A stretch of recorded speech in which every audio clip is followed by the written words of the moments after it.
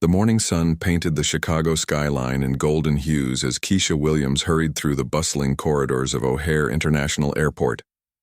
Her 8-month-old daughter Maya gurgled happily in her stroller, tiny hands reaching for the colorful mobile dangling above her. Keisha's heart fluttered with excitement and nervous energy. After months of working double shifts at the Children's Hospital, she was finally taking a well-deserved break to attend her younger sister's wedding in Atlanta. The pediatric nurse had packed everything twice, checking and rechecking her list the night before. Maya's diaper bag bulged with bottles, formula, baby food, extra clothes, and enough toys to entertain a small army of toddlers. As a single mother, Keisha had learned to be prepared for anything. Her friends often joked that she could survive a zombie apocalypse with just her diaper bag, and honestly, they weren't wrong. Flight 447 to Atlanta now boarding at gate B12. The announcement echoed through the terminal. Keisha glanced at her boarding pass and sighed. Middle seat in row 23. Not ideal with a baby, but the ticket prices had been reasonable, and right now every dollar counted. She had been saving for months just to afford this trip, carefully budgeting between rent, daycare, and her student loans from nursing school. As she approached the gate, Keisha noticed the usual chaos of air travel. Business travelers tapped impatiently on their phones, families wrangled excited children, and elderly passengers moved slowly with their carry-on bags. The gate agent, a friendly woman in her 50s, smiled warmly at Maya when they reached the counter. "What a beautiful baby," she said, scanning Keisha's boarding pass. "Flying alone today?" "Yes, just us girls," Keisha replied, bouncing Maya gently. "She's been such a good traveler so far. Fingers crossed it stays that way." The gate agent chuckled. "At that age, they usually sleep through most of the flight. You should be fine." Keisha hoped she was right. Maya had been teething for the past week, and her sleep schedule had been all over the place. But today seemed like a good day. The baby had eaten well that morning and seemed content, playing with her favorite stuffed elephant. Boarding the plane felt like entering a different world. The narrow aisles, overhead compartments stuffed to capacity, and the distinct smell of recycled air mixed with cleaning products. Keisha maneuvered the stroller down the jetway, Maya still babbling happily to anyone who would listen. Several passengers smiled at the baby, and one elderly gentleman even waved, making Maya giggle. Row 23 was toward the back of the plane, and by the time Keisha reached it, most passengers were already seated. She quickly folded the stroller and handed it to a ground crew member before lifting Maya from her seat. The middle seat was cramped, especially with all their belongings, but Keisha had managed worse situations. To her left sat a businessman, who barely looked up from his laptop, and to her right was a college-aged girl with headphones already plugged in, lost in her own world. Not the most social bunch, but that was fine. Keisha wasn't looking for conversation anyway. She just wanted a smooth, quiet flight. As she settled in, Keisha pulled out her phone to text her sister. "Just boarded. Should be there by 2 p.m. Maya says hi." She attached a quick selfie of them both, Maya's chubby cheeks squished against hers. Almost immediately, her phone buzzed with a response. "Can't wait to see you both. The rehearsal dinner is at 6, but don't worry if you're tired. Just come when you can." Keisha smiled. Her sister Lisa had always been understanding, even when they were kids. Being the older sister by 5 years, Keisha had practically helped raise Lisa after their parents divorced. Now, watching Lisa plan her dream wedding filled Keisha with pride and just a tiny bit of envy. Not that she wasn't happy being single. She was, but sometimes she wondered what it would be like to have someone to share the load. The flight attendants began their safety demonstration, and Keisha half listened while entertaining Maya with a soft rattle. The baby was fascinated by the colorful toy, shaking it with determination and squealing with delight at the gentle sound it made. A few passengers turned to look, but most seemed charmed by the happy baby sounds. One of the flight attendants, an older woman with silver hair pulled back in a tight bun, walked down the aisle checking seatbelts. Her name tag read Margaret, and she moved with the efficiency of someone who had done this job for many years. When she reached Keisha's row, she paused, looking down at Maya with what seemed like disapproval. "Is the baby secured properly?" Margaret asked, her voice sharp and professional. Yes, she's in my lap with the infant belt, Keisha replied politely, showing the small belt attachment. I've done this before. Margaret nodded curtly and moved on, but something in her expression made Keisha uneasy. She had encountered that look before. The subtle shift in demeanor that some people had when they saw a young black woman traveling alone with a baby. The assumptions, the judgment, the immediate categorization as probably a problem. Keisha pushed the thought away. She was probably being too sensitive. Margaret was just doing her job, making sure everyone was safe. Besides, Keisha had more important things to worry about, like whether Maya would stay calm during takeoff. As the plane pushed back from the gate, Keisha looked out the small window at the ground crew directing traffic on the tarmac. Chicago was getting smaller by the minute, and soon they would be airborne, heading south to Atlanta and a weekend of celebration. She had been looking forward to this trip for months, seeing family, dancing at the wedding, and having adult conversations that didn't revolve around medical charts or diaper changes. Maya had fallen asleep in her arms, tiny body relaxed and trusting. Keisha felt the familiar surge of love and protectiveness that came with motherhood.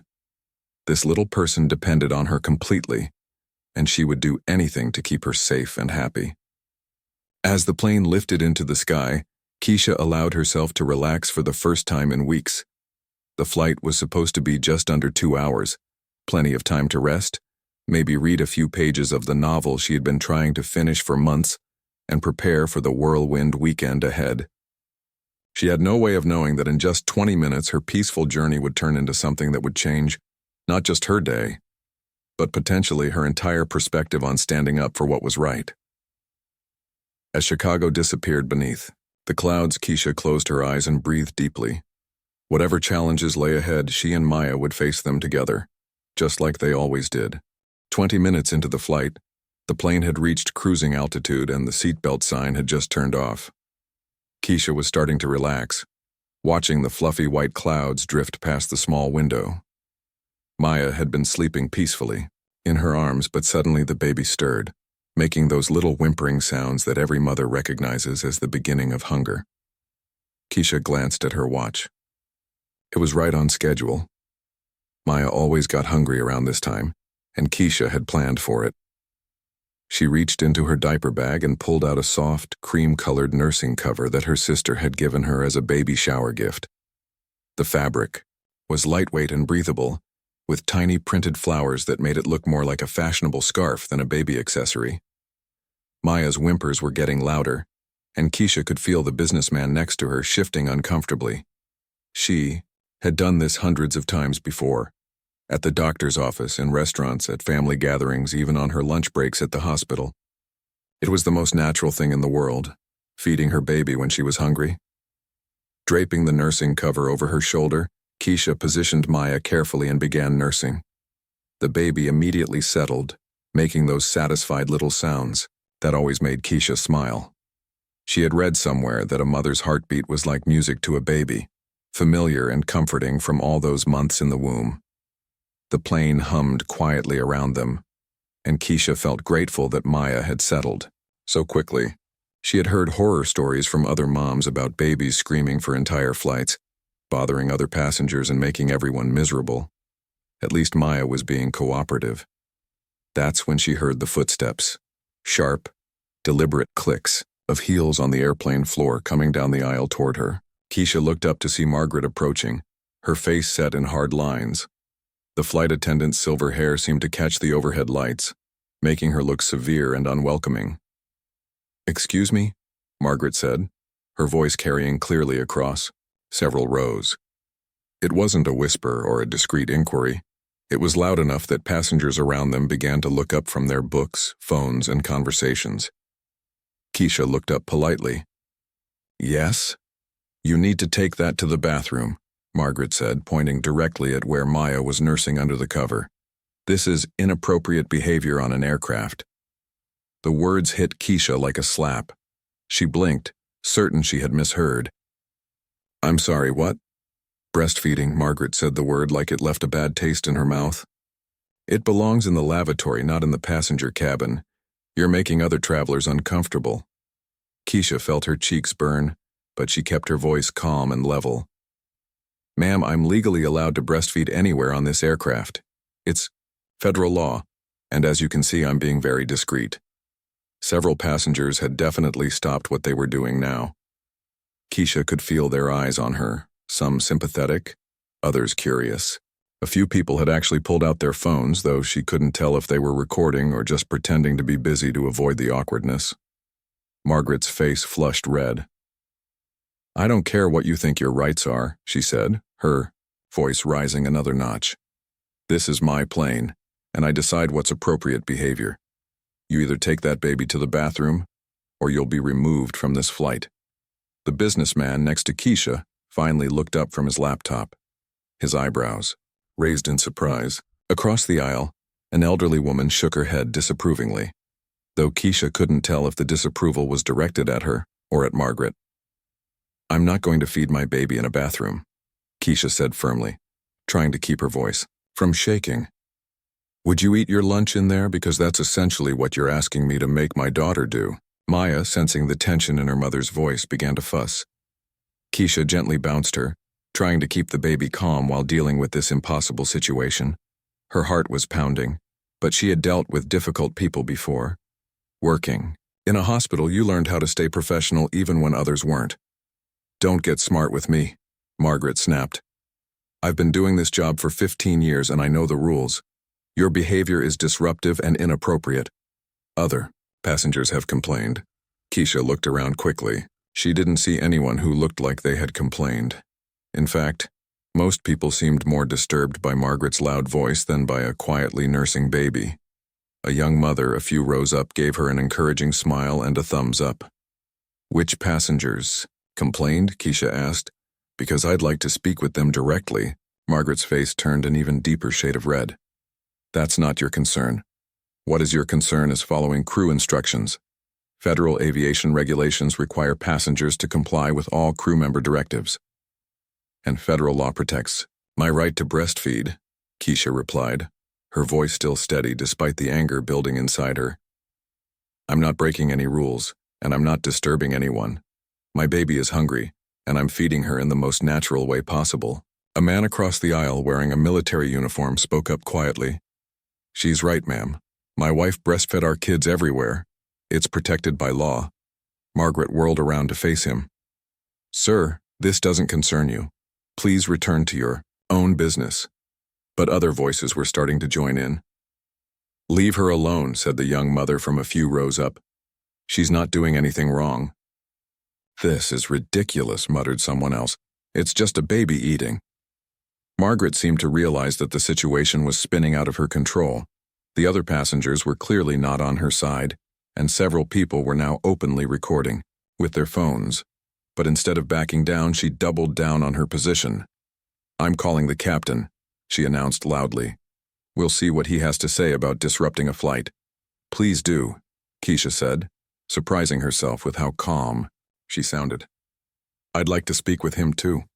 As Margaret stormed toward the front of the plane, her heels clicking angrily on the floor, Keisha felt a mix of emotions washing over her.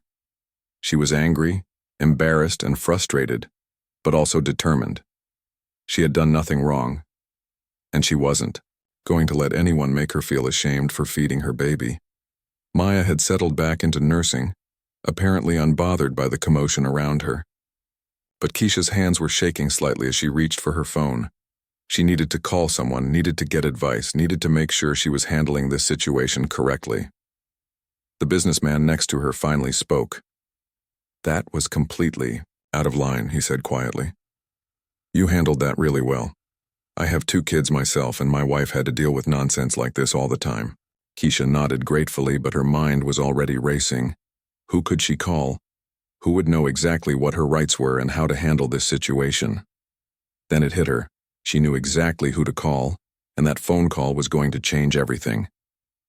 As Margaret's angry footsteps faded toward the cockpit, Keisha's mind raced through her options. Maya continued nursing peacefully, completely unaware of the storm brewing around them. The other passengers were still watching, some openly recording the situation. others whispering among themselves about what they had just witnessed.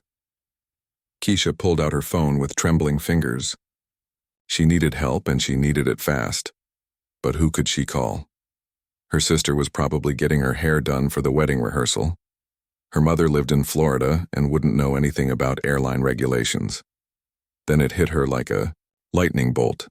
Dr. Patricia Chen. Dr. Chen had been Keisha's mentor during her final year of nursing school. But more than that, she was a force of nature in the legal world. After leaving medicine, she had gone to law school and now worked as chief legal counsel for the National Association of Flight Professionals.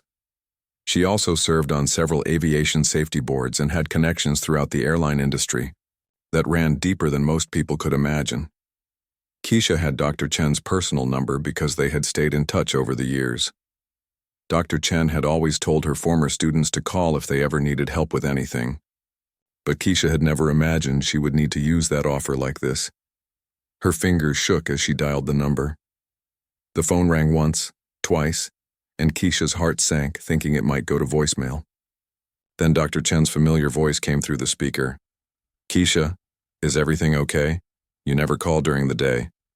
"Dr. Chen, I'm so sorry to bother you, but I'm on a flight and there's a situation," Keisha said quickly, keeping her voice low. "A flight attendant is trying to force me to feed Maya in the bathroom. She's threatening to have me removed from the plane." There was a pause, and when Dr. Chen spoke again, her voice had completely changed. Gone was the warm, motherly tone. Now she sounded like the sharp legal mind that had won cases against major corporations. "Tell me exactly what happened, every detail." Keisha quickly explained the situation, from Margaret's initial demand to the threat of removal. Dr. Chen listened without interrupting, and Keisha could practically hear her taking mental notes. "Keisha, listen to me very carefully," Dr. Chen said when she finished. "You are absolutely in the right. Federal law protects your right to breastfeed anywhere you're legally allowed to be, including on aircraft. The Friendly Airports for Mothers Act and multiple court decisions back this up completely." "But she said it was her plane and her rules," Keisha replied, feeling a bit of relief just hearing Dr. Chen's confident voice. "That flight attendant is about to learn a very expensive lesson about federal law," Dr. Chen said grimly. "When she comes back, I want you to put me on speaker. I'm going to have a conversation with her and whoever else she brings with her." Just then, Keisha saw Margaret returning down the aisle, followed by a man in a captain's uniform. He looked to be in his 50s with graying temples and the kind of calm demeanor that probably came from years of handling difficult situations. Several other passengers perked up, sensing that the drama was about to continue. "Dr. Chen, they're coming back," Keisha whispered into the phone. "Perfect. Put me on speaker now and don't say anything unless I tell you to." Keisha switched to speaker mode and held the phone up as Margaret and the captain approached her row. The captain looked around at the passengers who were obviously watching and recording, and she could see him taking in the situation. "Ma'am, I'm Captain Rodriguez," he said politely. "I understand there's been some confusion about feeding your baby." Before Keisha could answer, Dr. Chen's voice came through the phone speaker, clear and authoritative. "Captain Rodriguez, this is Dr. Patricia Chen, Chief Legal Counsel for the National Association of Flight Professionals and former FAA Regulatory Advisor. I'm representing this passenger, and I need to inform you that your flight attendant has just violated federal law." The captain's eyebrows shot up, and Margaret's face went pale. Several passengers leaned forward, clearly intrigued by this unexpected turn of events. "Dr. Chen?" the captain said, recognition dawning in his voice. We weren't aware that legal counsel was involved in this situation." "Well, you are now," Dr. Chen continued, her voice carrying the weight of years of legal experience. "Your flight attendant has illegally attempted to restrict a passenger's federally protected right to breastfeed.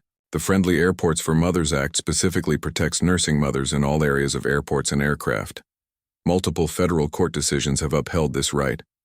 Margaret tried to interrupt. "But the other passengers—" "Ma'am," Dr. Chen cut her off sharply. "I can hear you in the background. Let me be very clear about something.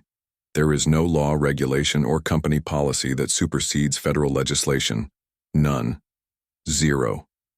The captain held up a hand to quiet Margaret, his expression growing more serious by the moment.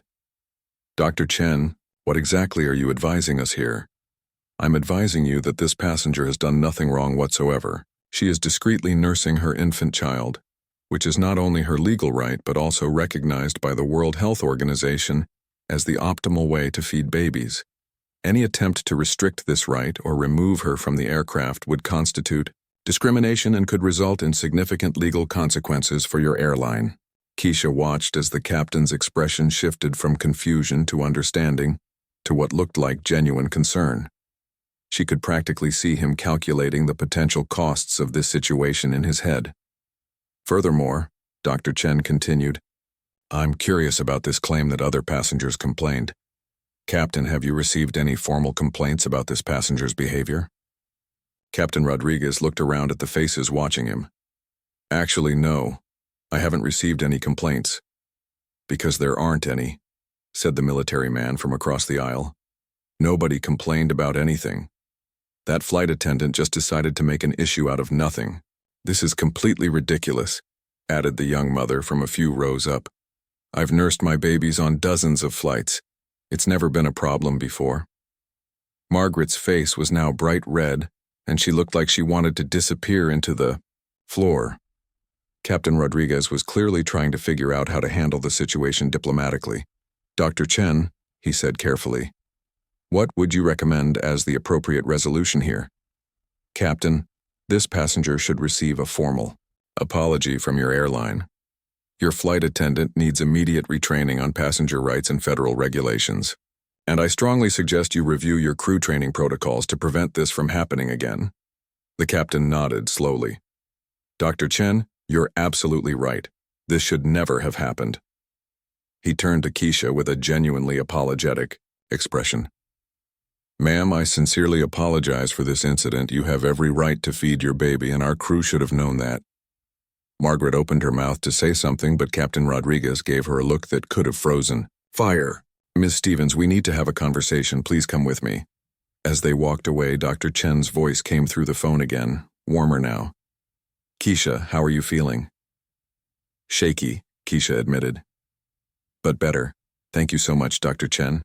I don't know what I would have done without you. You would have been fine, Dr. Chen said confidently. You knew your rights and you stood up for yourself. I just provided some backup. Around them, other passengers were smiling and nodding approvingly. The elderly woman across the aisle gave her a thumbs up, and the businessman next to her patted her arm gently. But Keisha had a feeling this conversation was far from over. After Captain Rodriguez and Margaret disappeared into the galley area, the cabin fell into an unusual quiet. Passengers were still looking around at each other, processing what they had just witnessed. Some were shaking their heads in disbelief. Others were typing furiously on their phones, probably sharing the story on social media. Keisha could hear whispered conversations starting up all around her. Can you believe that just happened? Someone behind her muttered. I got the whole thing on video, another passenger said. This is going to be all over the internet. Maya had finished nursing and was now playing with her stuffed elephant, completely oblivious to the drama that had unfolded around her. Keisha adjusted her nursing cover and held her daughter close, still feeling the adrenaline pumping through her system. Her hands had finally stopped shaking, but her heart was still racing. Dr. Chen was still on the phone, and her voice came through the speaker again. Keisha, I'm going to stay on the line for a few more minutes to make sure everything gets resolved properly. How's Maya doing? She's fine, Keisha replied, looking down at her baby's content face. She has no idea what just happened. I wish I could be that carefree. You handled yourself beautifully, Dr. Chen said. I've seen experienced lawyers get flustered in situations like this. You kept your cool and stood your ground. That takes real courage.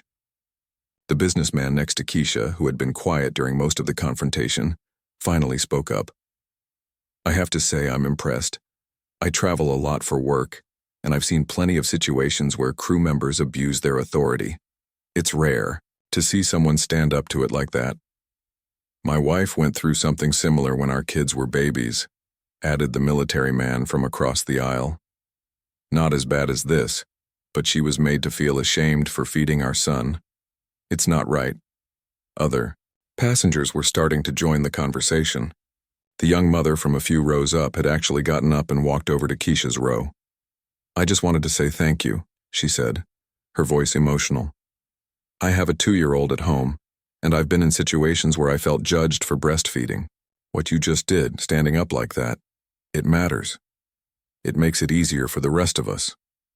An elderly woman who had been sitting quietly near the window spoke up. "I raised 4 children back in the 50s and 60s. We didn't have the support systems you young mothers have today. I'm proud of you for not backing down." Keisha felt tears prick her eyes. She had expected judgment, maybe even some passengers, siding with Margaret. Instead, she was getting support from complete strangers who understood exactly what she had been going through. That's when the plane's intercom crackled to life. "Ladies and gentlemen, this is your captain speaking. We're going to be returning to the gate due to a crew protocol issue that needs to be resolved before we can continue our flight to Atlanta. This is a precautionary measure, and we apologize for any inconvenience. We'll have you back in the air as soon as possible." The cabin erupted in murmurs and surprised voices. Keisha felt her stomach drop. Were they really turning the plane around because of what had happened with her? "Dr. Chen, did you hear that?" she asked into the phone. "I heard it," Dr. Chen replied, and Keisha could hear the satisfaction in her voice. "That captain is making exactly the right decision. He's protecting his airline from a potential lawsuit and showing that he takes passenger rights seriously. But all these people are going to be delayed because of me," Keisha said, feeling guilty about the other passengers who just wanted to get to Atlanta. "No," said the businessman firmly.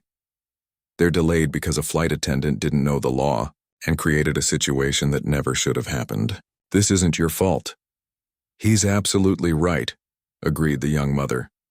"You were just trying to feed your baby. Everything else was completely unnecessary." As the plane began its turn back toward the gate, Keisha could feel the aircraft banking. To the left, through the small window, she could see the airport getting larger again. Maya seemed to enjoy the sensation, giggling and clapping her hands as if this was all some kind of fun ride. "I can't believe they're actually turning the plane around," someone said behind them. "Good," replied another voice. "That flight attendant was completely out of line. Someone needs to be held accountable." The plane touched down with a gentle bump, and within minutes they were taxiing back toward the gate. Keisha could see ground crews already moving toward their arrival gate, and she wondered what would happen next. Would they really remove Margaret from the flight? Would there be police involved? Her mind raced through all the possibilities. Dr. Chen's voice came through the phone again. "Keisha, when we get to the gate, there will probably be airline supervisors who want to speak with you. Be polite but firm. Tell them exactly what happened, and don't let them pressure you into accepting anything less than a full apology and assurance that this won't happen again." "What if they try to blame me for the delay?" Keisha asked. "Then you refer them to me," Dr. Chen said with a slight chuckle. "I've dealt with airline management before. They know the legal implications of what just happened, and they'll want to make this right." The plane came to a stop at the gate, and passengers began looking around expectantly. Within minutes, there was activity at the front of the aircraft. Keisha could see people in business suits coming down the jetway, and she guessed these were the airline supervisors Dr. Chen had mentioned. Captain Rodriguez appeared at the front of the cabin and picked up the intercom microphone. "Ladies and gentlemen, we have some company representatives who need to address a situation that occurred during our flight. We appreciate your patience and understanding. We'll have you back in the air as soon as possible."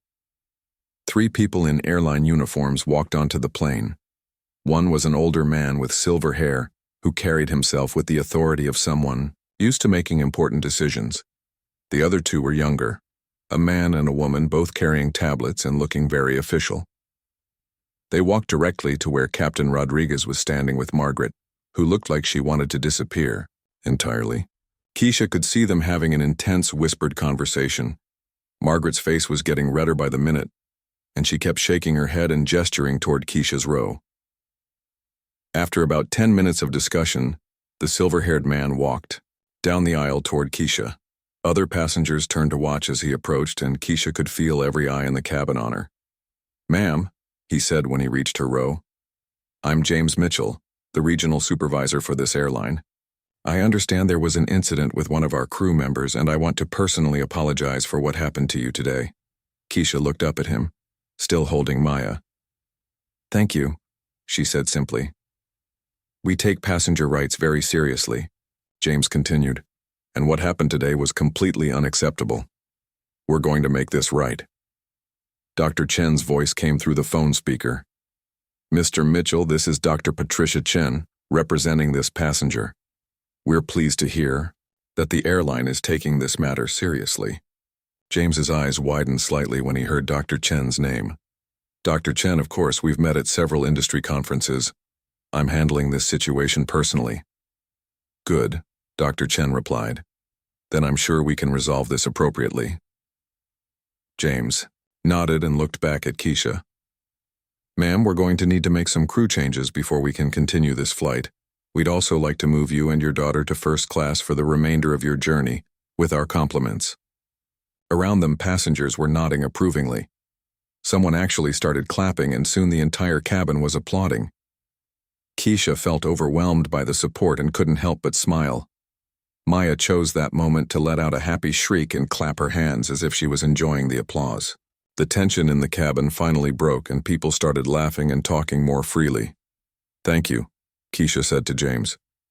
"I appreciate that." "It's the least we can do," James replied.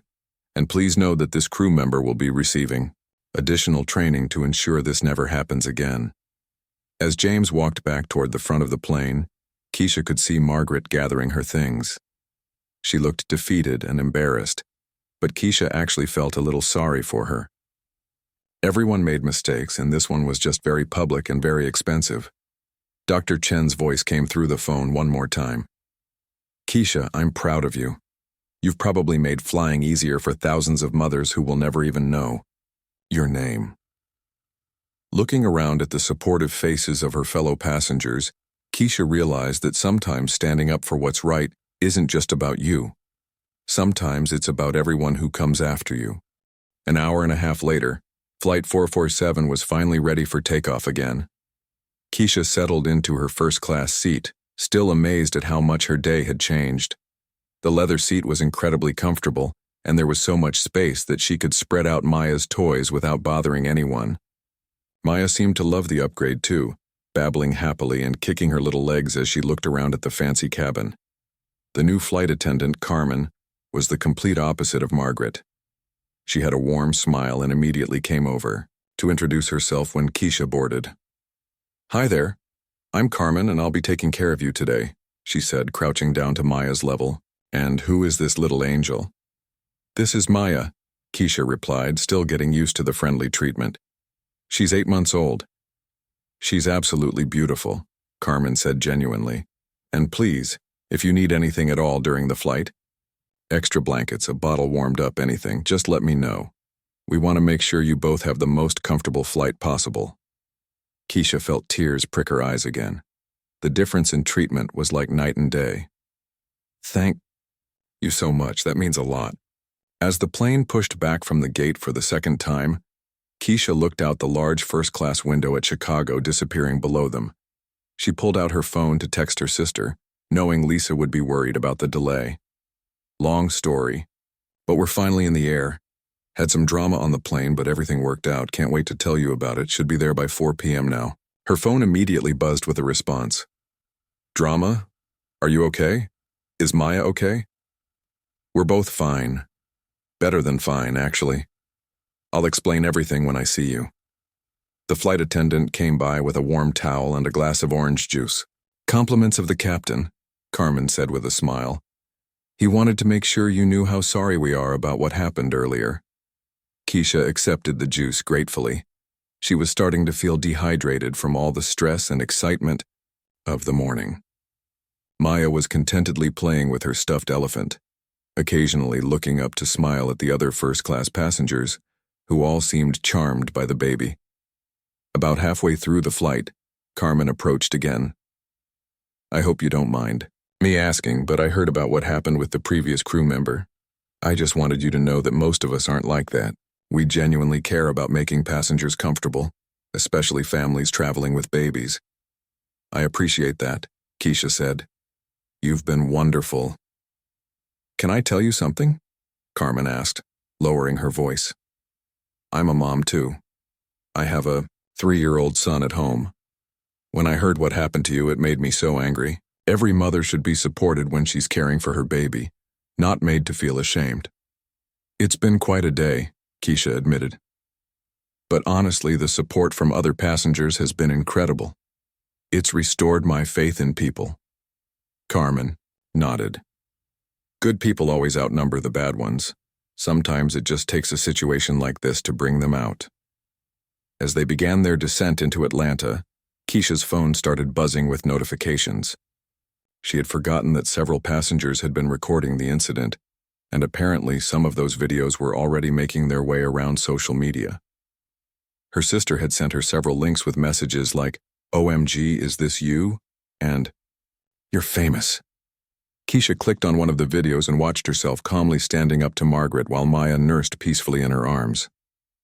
The comments were overwhelmingly supportive. Hundreds of mothers were sharing their own similar experiences, thanking Keisha for standing up for nursing mothers everywhere. One comment particularly caught her eye. My daughter is 15 now, but I still remember being kicked out of a restaurant for breastfeeding her when she was a baby. Thank you for showing that we don't have to accept that treatment anymore. Another said, I'm a flight attendant, and what that woman did was completely wrong. Federal law is clear on this. Thank you for educating the airline industry. When the plane landed in Atlanta, Keisha gathered her things slowly, still processing everything that had happened. Carmen helped her with her bags and walked with her toward the front of the plane. Have a wonderful time at the wedding, Carmen said as they reached the door. And remember, you did something important today. You made it easier for the next mom who has to travel with her baby. As Keisha walked up the jetway, she could see her sister Lisa waiting at the gate, practically bouncing with excitement and concern. Next to her stood their cousin Monica with her phone out, clearly having seen the videos online. Oh my God, you're like internet famous, Monica exclaimed as soon as Keisha appeared. The video of you standing up to that flight attendant is everywhere. Lisa immediately wrapped both Keisha and Maya in a huge hug. Are you okay? I was so worried when I saw the videos. I can't believe that happened to you. I'm fine, Keisha said, feeling exhausted but oddly energized at the same time. Actually, I'm better than fine. I feel like I actually made a difference today.